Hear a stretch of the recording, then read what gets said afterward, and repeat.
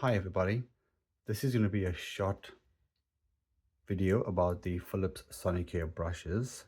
I watched a couple of other guys on YouTube on how to get this fixed. So this it has a wobbly piece in here, and as you can hear, it sounds very awful and it doesn't work. So this was my old brush. It was actually a replacement from a previous one I had like this. So the guys from Philips, they've been really good. They actually replaced the brush, the brush head, or sorry, the brush like shaft. And they told, and I was not aware that any replacement you gets a brand new 2-year warranty. So I wasn't aware, and this warranty ended about 3 months after I purchased this. But this time, so this wasn't working actually. And after I watched a couple of the guys on YouTube on how to fix this actually works perfectly fine now. So I have been using this as a brush while I get a new brush head from Philips. Unfortunately, Philips sent me the wrong brush head, the brush handle. They sent me a HX993B. This is the wrong one, but they did tell me they will send me the this one again. So this is just a video about do's and like don'ts. A lot of people were using this on YouTube. It's a clamping pliers. Even though I put a piece of rag and I tried to be as careful as I could, I still ended up trying to, it got really scratched quite badly because this piece to come off is really tough. So what I've decided to do is I've gotten myself some tape, some normal like masking tape or painter's tape, and I wrap it up here, and I'm going to use a clamp. So the good thing about this clamp is it's rubberized on both ends, and also I have the painter's tape on here as well, which is going to allow me to pry it open without without scratching it up too much or scuffing it up, I'd say. So here we go. Let's see if it even works. One person on YouTube did actually say to do it on the long edge, so like here somewhere, and then try to pry it open. As you can see, I've already gotten a little place to pull. I got this little key. It's a key to remove an access point, but I'm using it for this purpose. So it actually goes in there pretty okay. And hopefully I'm able to pry it out without much issue. Well, it is coming out slowly.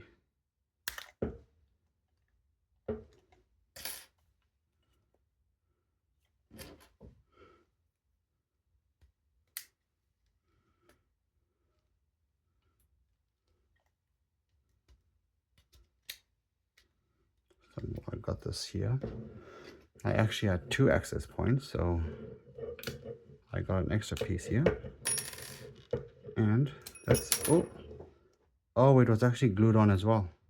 Okay, so I would have definitely scratched it up. So here we go. I might have to put some more hot, it's not really hot glue, it's still quite gluey. I think I should be fine. So to remove this, all you gotta do now, I believe, is push down on the head. No, actually, I think there's some clips on here. So there's some little clips. I don't know if you can see that well. In here, can you see it? No. Well, there's like little clips here. I need to clip it out.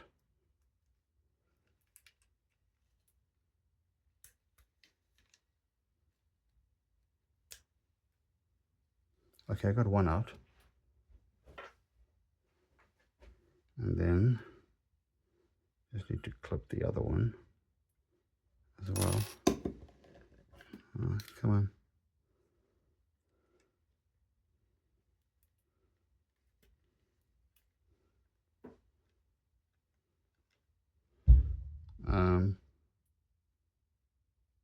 Please don't mind the out of focus because my phone is trying to focus on multiple things and it does not know what exactly I need to focus on. It's really difficult. It kind of makes me understand why it's easier for the people to just send out a new handle than to actually get it fixed, because it is such a simple fix. But unfortunately, we live in a time where everything is easily replaceable and easily can be thrown away and disposed of and buy a new one. It's a lot cheaper for them just to send a new one than it is to pay for somebody to fix it. So these are the clips here that you let me try to. So these are the clips here that you try to push down on. So I had to use these keys. So trying to push out gently here. I believe there is a. Okay, so this is something that wasn't on the video. Apparently, there is a key here. There's a I believe it's my switch or the ribbon or the Bluetooth module or one or the other. It has to be clipped in here. The good thing is it wasn't clipped on this side because I would have definitely ripped it off. So here's what the issue is. This screw is loose. So once you tighten the screw, I believe it should start working automatically again. And one of the other persons on YouTube was saying that this piece here should have a separate. Let me try to focus it first. Apparently, this piece here should have had some sort of separation in it. Let me pause the video and come back to you. So it appears that a permanent fix to this would have been one of these products. It's a thread locker. It's used a lot in mechanical and automotive things. So I'm going to give it a go on this screw by actually removing the screw first and then putting a drop of thread locker in there. So hopefully this is going to become a usable product again.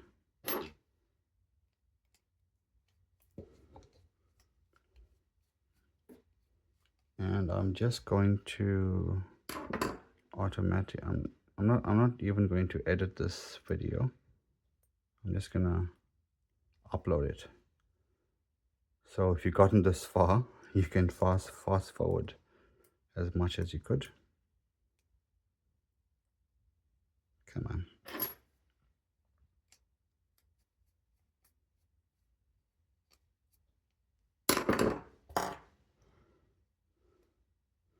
Okay, I'll pause it.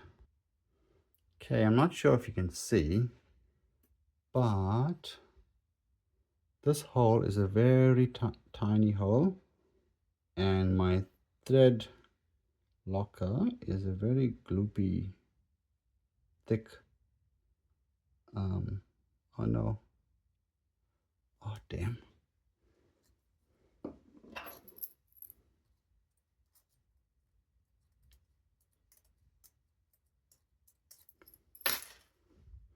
Okay, let's try that again.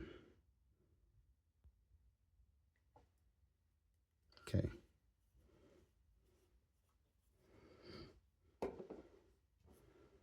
I'm not too worried if I make a mess because I'll just dry it off slightly with a piece of swab or cotton swab. Okay, it's time to put this back on now. It's gonna be fun.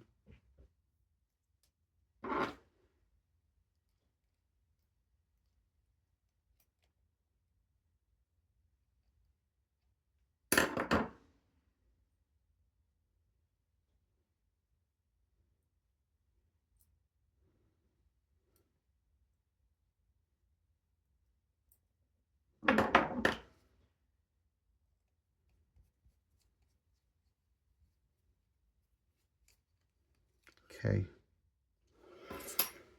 One thing I've learned is never add tension to a screw while you're holding the device in your hand, because many times it has slipped and I've punched through my fingers.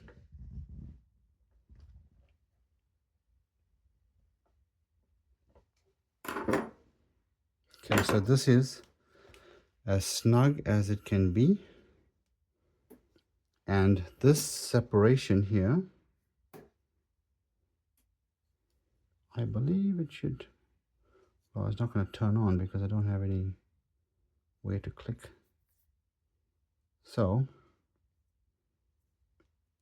what I'm going to try and do is, I'm also going to remove this screw here. This screw actually adds the clearance to this piece over here. So I don't know if you can see it. This piece was meant to have a slight clearance onto it, so it'll vibrate correctly. So what I'm going to do is I'm going to put something in there and we'll give it a slight wedge, kind of.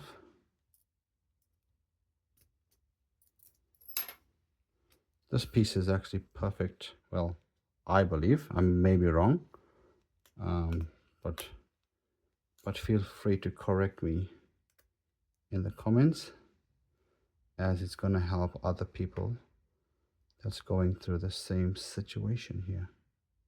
So now that I have pushed this screw back a bit further, I'm also going to put some thread locker in here so it does not move as well.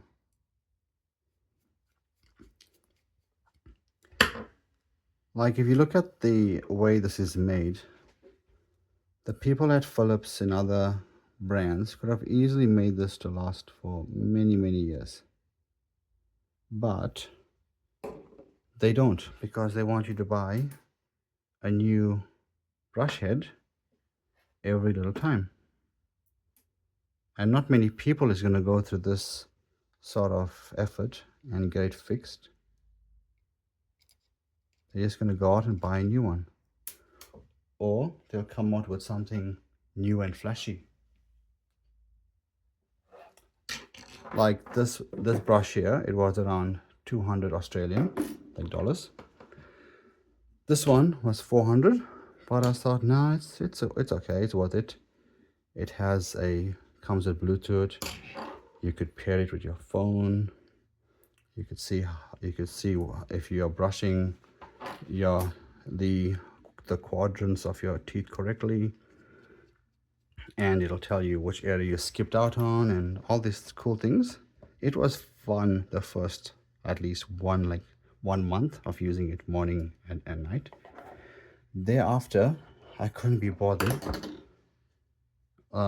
with opening the app and going through this thing over and over again. So it's not that exciting thing to have.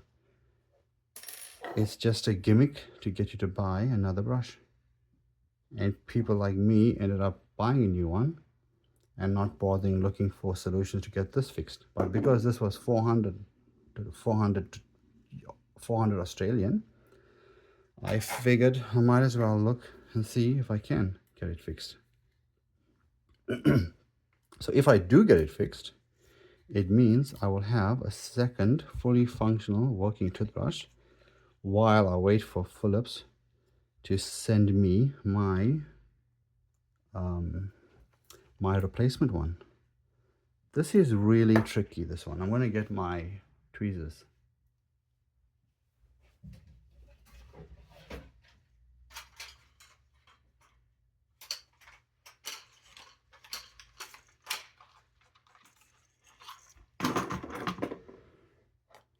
Okay, so if you ever repaired phones, you will know exactly how this cable goes on. It's similar to a screen, like ribbon.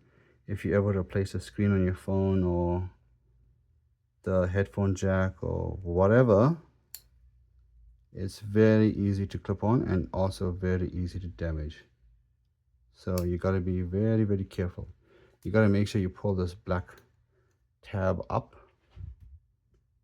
Let me see if I can get a close up. So this black tab, you got to pull it up and you got to push it down to clamp it. So this rubberized piece as well. I don't remember which side I took it off. I believe it was like this.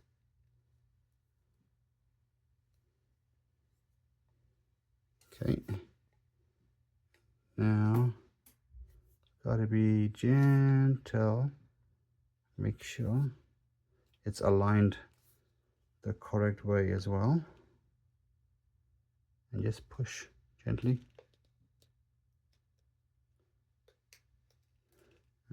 And push it in all the way. And are you ready?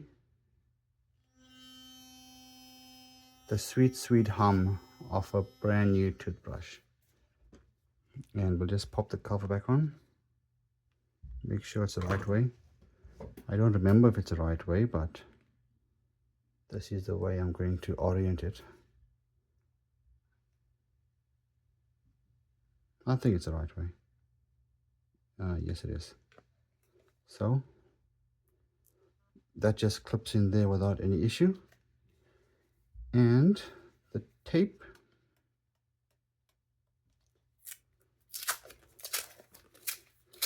I believe a painter's tape would leave less residue than a masking tape, but since I never have this tape on for too long, this is actually masking tape, but since I didn't have it on for too long, it did not leave any residue at all. So let's see. This is how it's supposed to sound. And now it's perfectly fixed. But since I'm going to wait for the thread locker to dry in the both areas, I'm not going to vibrate it and use it. I'm just going to continue using this one that I have fixed, but that doesn't have thread locker. But this works perfectly fine as well. So I hope this video was helpful. If it was, don't forget to like and subscribe, because I might end up posting something else random in future. So take care and have a good evening or good night. Bye.